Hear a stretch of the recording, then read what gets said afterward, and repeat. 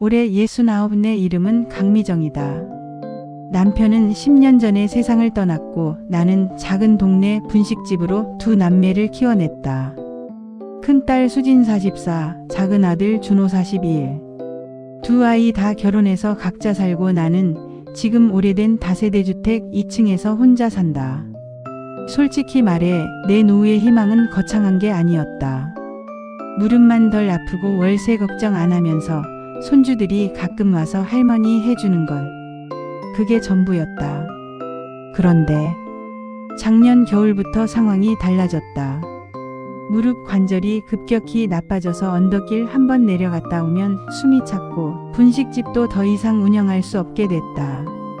장사를 접고 나니 남은 건 통장 잔액 1,800만 원, 그리고 내 명의로 된 이 낡은 집 한 채였다. 내 친구들은 말했다. 그래도 집 한 채 있는 게 어디야. 애들한테 잘 나눠주면 되지. 그 말을 들을 때마다 내 마음은 이상하게 불편했다. 내가 아직 죽지도 않았는데 벌써 나눠줘야 하나? 이 집이 진짜 이 아이들에게 축복일까 아니면 싸움거리일까? 그 불안이 현실이 된 건 올봄 내가 갑자기 쓰러진 날이었다. 혈압이 갑자기 치솟아서 거실에서 그대로 의식을 잃었고 동네 이웃이 발견해서 119를 불렀다. 눈을 뜬 곳은 병원 중환자실. 의사는 무표정하게 말했다. 강미정 씨, 이번에는 넘겼지만 다음은 장담 못합니다. 혼자 사시죠? 자녀분들 불러서 미리 정리하실 건 정리해 두시는 게 좋습니다. 그 말이 이상하게 꽂혔다. 미리 정리하실 건 정리해 두세요. 그날 저녁 병실로 아이 둘이 와 있었다. 수진과 준호. 수진이가 내 손을 잡고 울먹였다. 엄마 왜 이렇게 무리하고 사셨어요? 분식집 진작 접지 그랬어요. 준호는 말이 별로 없었다. 입술만 굳게 다문 채 한쪽 구석에 서 있었다. 나는 그때까지만 해도 믿었다. 그래도 우리 애들은 남들처럼 재산 싸움 같은 건 안 하겠지.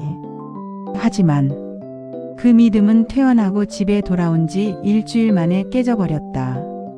그날 내 방 책상 위에서 난 우연히 자식 둘의 대화를 그대로 듣게 됐다.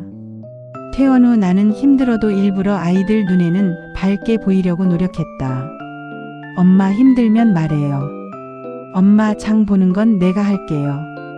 그 말들 덕에 조금은 안심이 되기도 했다.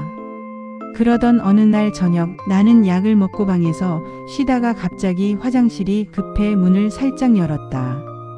그때 거실에서 들려오는 말이 귀에 꽂혔다. 그러니까 언니, 엄마가 만약 갑자기 잘못되면 이 집은 누가 가져가는 거야? 준호의 목소리였다. 나는 본능적으로 멈췄다. 수진의 목소리가 뒤따랐다. 뭐야 그게, 지금 시점에서 그게 중요한 얘기야. 나는 현실적으로 물어보는 거야. 나도 전세 대출이랑 학원비에 허덕이고 누나는 누나대로 수도권에 집 샀다잖아. 솔직히 이 집이 우리한테 마지막 기회 아니냐고. 그래도 그렇지 엄마가 잘못되면 이란 말부터 꺼내는 건 선 넘는 거 아니야. 준호는 웃었다. 그 웃음이 내가 알던 막내 아들의 웃음이 아니었다. 그럼 누나는 엄마가 영원히 살 거라고 생각해? 의사도 다음은 장담 못한다고 했잖아. 난 그냥 준비하자는 거야. 수진이 한숨을 쉬었다. 그래 엄마 나이가 있으니 그런 얘기를 아예 안 할 수는 없겠지. 근데 하나만 확실히 하자. 엄마가 살아계실 때는 어떤 서류도 도장도 절대 건드리는 거 아니야. 그건 그렇지. 준호가 잠시 웃다가 말했다. 그러니까 미리 합의나 하자는 거지. 이 집 반반이야? 아니면 누나가 좀 더 가져? 수진이 단호하게 말했다. 반반이야. 이 집 팔아서 반반. 대신 엄마 요양병원 가게 되면 그 비용도 우리 둘이 반반. 준호는 아무 말이 없었다. 한참 뒤 낮게 중얼거렸다. 요양병원까지 갈 필요 없이 그냥 집에서. 그 뒤는 잘 안 들렸다. 하지만 내 머리는 이미 새하얘져 있었다. 나는 조용히 문을 닫고 침대에 그대로 주저앉았다. 그래. 언젠가 해야 할 얘기일지도 모르지. 근데 왜 이렇게 가슴이 아플까?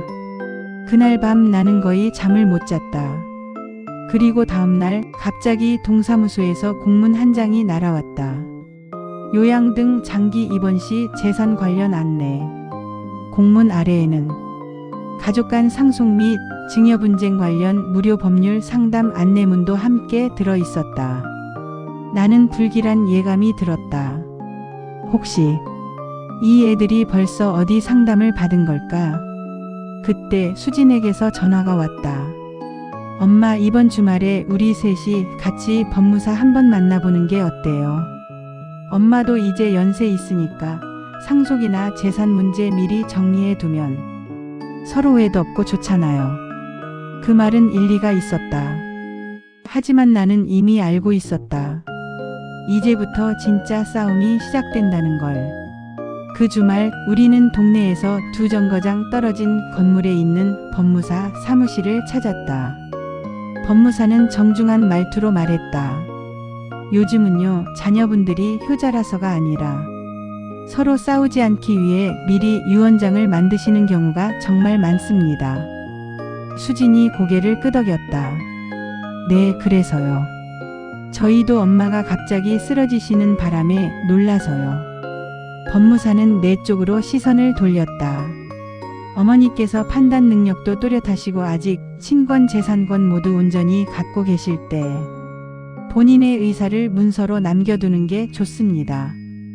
자녀분들에게는 어머니의 뜻이 명확하게 전달되고요. 나는 입술을 깨물었다. 그러면 제가 지금 뭘 해야 하죠? 법무사는 서류를 꺼내며 말했다. 간단합니다.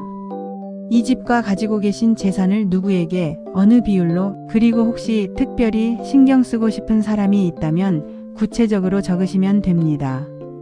준호가 슬쩍 끼어들었다. 어머니, 그냥 저랑 누나 반반 하시면 편하시잖아요. 그 말에 법무사가 웃으며 거들었다. 보통 자녀가 둘이면 12씩 많이 하시죠. 하지만 어머니 마음입니다. 누구에게 얼마를 주든 그건 절대적인 권리입니다. 순간 수진의 눈빛이 아주 잠깐 흔들렸다. 무언가 말하고 싶은 게 있는 듯 했지만 결국 입을 다물었다. 나는 펜을 들었다.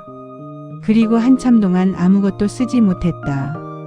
어머니, 힘드시면 나중에 써도 돼요. 법무사가 그렇게 말했지만 나는 고개를 저었다. 아니요. 지금 쓰겠어요. 한 글자 한 글자 나는 종이에 적어 나갔다.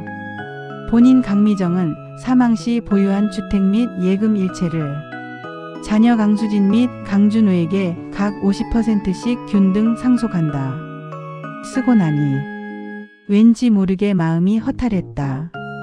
법무사가 서명을 받고 도장을 찍더니 말했다. 이제 이 유언장은 제가 보관하겠습니다. 혹시 나중에 자녀분들이 어머니가 강요받고 쓴 거 아니냐며 분쟁을 걸어도 지금처럼 상담 기록과 함께 남겨놓으면 법적 효력이 확실합니다. 우리는 그렇게 사무실을 나왔다. 밖으로 나와 버스 정류장 앞에 서 있을 때였다. 준호가 담배를 피우며 말했다. 엄마 잘하셨어요. 이러면 나중에 누나랑 싸울 일도 없고 깔끔하잖아요. 그 순간 수진이 처음으로 정색을 했다. 준호야, 너 아까 법무사 얘기 못 들었어? 엄마가 원하면 지금이라도 유언장 다시 쓸 수 있다고 했잖아. 준호는 어이가 없다는 듯 웃었다. 누나, 설마 엄마가 나 무줄이기라도 할까봐 그래? 당연하지. 너 요즘 하는 행동 보면 솔직히 엄마 걱정돼. 준호의 얼굴이 굳어졌다. 뭐? 내가 뭘 어쨌다고? 그때 나는 처음으로 깨달았다. 이 싸움은 이미 유언장을 쓰기 전부터 시작되어 있었다는 걸. 그리고 그날 밤 나는 우연히 준호의 진짜 속내를 듣게 됐다. 그날 밤 수면제를 먹고도 잠이 오지 않아 거실에 나와 물을 마시려 했다. 그런데 현관 앞에서 잔소리가 섞인 남자 목소리가 들렸다. 야, 그러니까 네가 그 집을 손에 넣으려면 일단 엄마 단독 명의부터 깨야지. 준호의 친구 목소리였다. 준호가 낮게 말했다. 어떻게 깨? 요양병원에 한번 입원시키라고. 입원하면 당장 돈 나가잖아. 엄마, 집 담보로 대출 받아야 된다고 설득해. 집에 근저당 한번 잡히고 나면 그 다음엔 알아서 굴러가는 거지. 준호가 한숨 섞인 웃음을 냈다. 그게 진짜 먹혀? 야, 세상에 그런 일 얼마나 많은데. 나도 우리 어머니 요양원 모시면서 대출 돌렸어. 그렇게 조금씩 옮기다 보면 어느 순간 집이 내 거 되는 거야. 준호가 말없이 담배를 피우는 소리가 들렸다. 친구는 말을 이었다. 솔직히 말해봐. 누나한테까지 반반 주고 싶어? 아니, 그렇지? 그러니까 멍청하게 기다리지 말고 지금부터 엄마 움직임을 네가 관리해. 병원 약값, 요양 그거 핑계로 통장부터 같이 보자고 하고. 나는 그 말을 한 글자도 놓치지 않고 들었다. 다리가 후들거렸다. 문 뒤에서 손이 덜덜 떨렸다. 그래서 요즘 나한테 병원 같이 다니자고 했던 거냐? 친구가 마지막으로 말했다. 야, 엄마들 다 그래.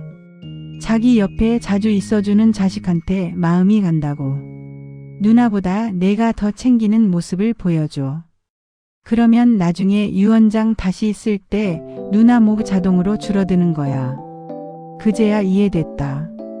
며칠 전 준호가 갑자기 엄마 병원 갈 땐 나만 불러. 누나 말고. 라고 했던 이유가. 나는 천천히 방으로 돌아가 침대에 누웠다. 눈물이 났다. 내가 도대체 뭘 그렇게 잘못 키웠나. 그리고 그날 새벽 나는 결심을 했다. 그래, 좋아. 너희가 돈 때문에 나를 계산한다면 나도 이번엔 내 노후를 위해 계산해보겠다. 다음 날 나는 수진을 따로 불렀다. 수진은 점심시간에 잠깐 시간을 내서 내 집으로 왔다. 눈 밑에 다크서클이 진하게 내려앉아 있었다. 엄마, 무슨 일 있어요? 전화 목소리가 좀 이상해서. 나는 물 한 잔을 건네며 말했다. 수진아, 엄마가 어제 준호가 친구랑 하는 얘기를 들었어. 수진의 눈빛이 달라졌다. 무슨 얘기요? 나는 새벽에 적어둔 메모를 꺼냈다.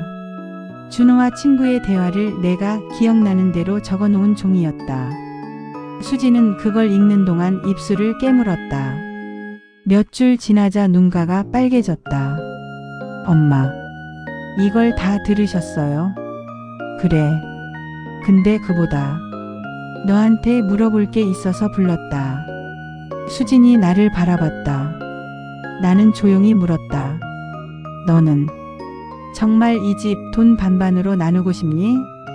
수진은 한참 동안 대답하지 못했다. 그러다가 어렵게 입을 열었다. 엄마, 솔직히 말하면 난 꼭 반반이어야 한다는 생각은 안 해요. 나는 조금 놀랐다. 그럼? 준호가 요즘 하는 거 보면 돈만 아니어도 엄마 입장에서는 그냥 멀리하고 싶은 아들일 거잖아요. 근데 자식 키웠다는 정 때문에 그것도 못하시고. 하던 말을 멈추고 수지는 눈을 닦았다. 엄마, 이 집 그냥 엄마가 평생 가지고 계세요. 팔지도 말고 누구에게도 주지 말고. 그냥 엄마가 편하게 사시다가 진짜 떠나고 나서야 상속되게. 나는 웃음이 나기도 하고 눈물이 나기도 했다. 그럼 너는? 내 형편도 빠듯한 거 엄마가 모를 줄 아니? 수지는 어깨를 으쓱했다. 빠듯하죠. 근데 전세 돌려막으면서도 살 수 있어요. 근데 엄마가 살아계신 동안 집을 잃는다거나 요양원에 강제로 가신다거나 그런 꼴은 절대 보기 싫어요. 그 한마디에 나는 마음이 갈라지는 것 같았다. 이 아이는 적어도 나를 사람으로 보고 있구나. 나는 결정을 했다. 그리고 며칠 뒤 나는 다시 법무사를 찾아갔다. 이번엔 혼자였다. 법무사가 놀란 듯 말했다. 어머니 다시 오셨네요. 예.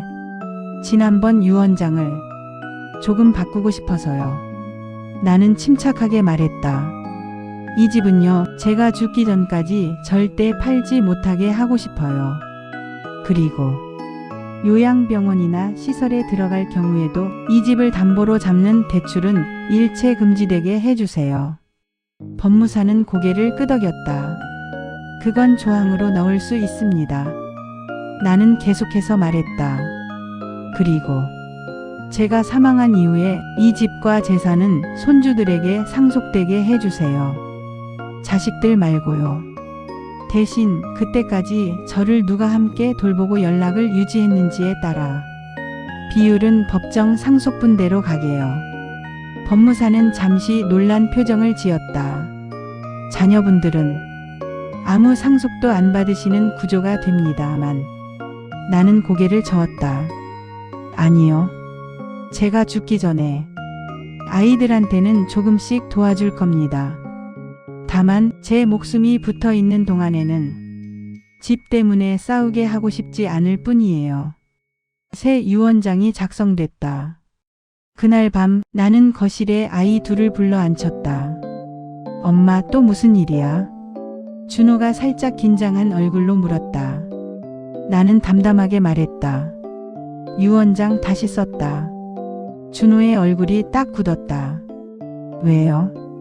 그냥 엄마 마음이 바뀌어서. 너희 둘이 싸우는 거 보고 나니까 집이 행복이 아니라 독이 되는 것 같더라. 수지는 아무 말 없이 내 표정을 바라봤다. 나는 조용히 덧붙였다. 어차피 이 집 엄마 살아있는 동안에는 못 팔고 담보로도 못 잡는다. 그건 아예 법적으로 막아놨어. 준호의 얼굴이 일그러졌다. 그럼 우린 뭐가 남아요? 나는 단호하게 말했다. 살아있는 엄마가 남았다. 잠시 침묵. 수진이 먼저 웃었다.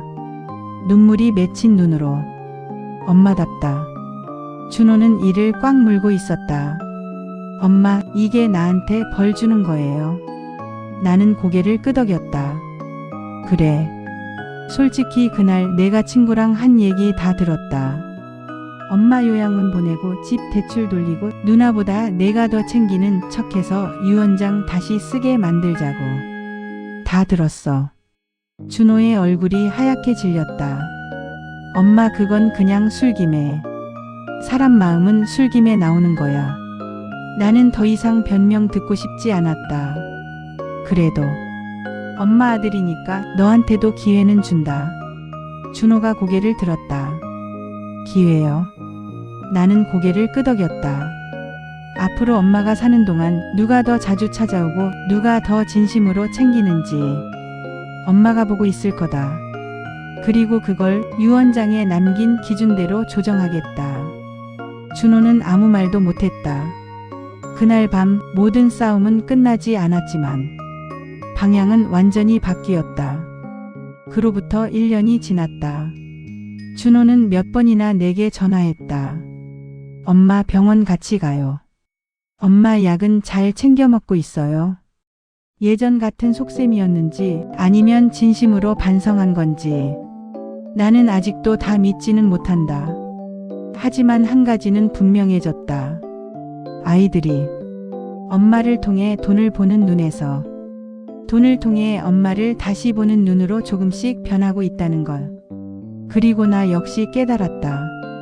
돈이 사람을 바꾸는 게 아니라 사람 속에 있던 걸 끌어내는 거구나. 내 노후는 여전히 넉넉하지 않다.